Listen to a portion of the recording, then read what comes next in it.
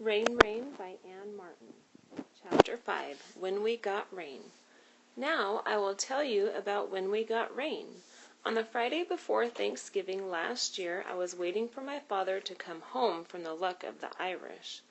I knew he was at the Luck of the Irish because it was 7:49 p.m., which meant that the J&R garage had been closed for 2 hours and 49 minutes. I had made hamburgers that night, and I had already eaten mine because I don't like to eat dinner after 6:45 p.m.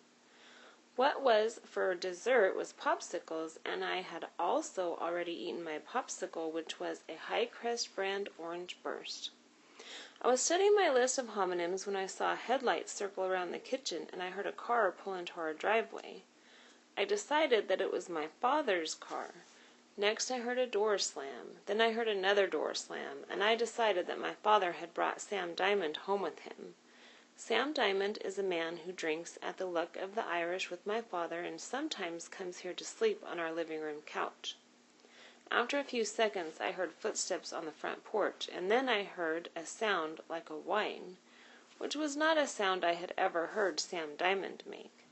I sat at the table and stared at the door. My father appeared in the porch window. "Rose, for Lord's sake, get up off your butt and come help me," he yelled. I didn't want to help my father with Sam Diamond, but when I opened the front door and looked out through the screen at the rainy night, I saw that my father was standing on the porch holding a thick rope in his left hand, and that at the other end of the rope was a dog.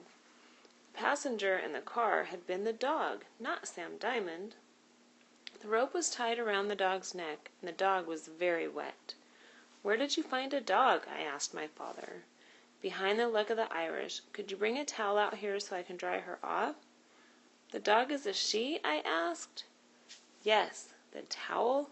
This was my father's way of reminding me to get the towel to dry off the wet dog. "And don't bring a white towel," my father called after me. "She's muddy." I brought a green towel to the porch and watched through the screen door while my father wiped the dog's feet and back. "She's for you," he said to me. "You can keep her." "She isn't wearing a collar," I replied. "That's why she's yours. She's a stray." "But shouldn't we look for her owners?" I asked. "They might want her back." "If they didn't care enough to get her a collar, then they don't deserve her," said my father. "Besides, how would we find her owner? She doesn't have a collar, so she doesn't have any tags." "Is she a gift?" I wanted to know. "What?" said my father. He stopped wiping the dog for a moment. "Yes, she's a gift, Rose. She's my gift to you." My father had not given me many gifts. The dog stood patiently while my father wiped her fur. She lifted her front feet one at a time when he held out the towel. Then she gazed at me and lifted her eyebrows up and down. She panted, and when she panted, she stretched her lips wide so that she looked like she was smiling. "All right," my father said to the dog. "You're dry enough to go inside." He held the door open, and the dog walked into the living room, which is really just part of the kitchen, and she leaned against my legs. I stared down at her. She stared up at me. "You can pet her," said my father. "That's what normal people do with dogs." So I petted her, and she closed her eyes and pressed in closer. "What are you going to name her?" asked my father. "I will name her Rain," I replied. "You found her in the rain, and rain has 2 homonyms, rain and rain, so it's a special word."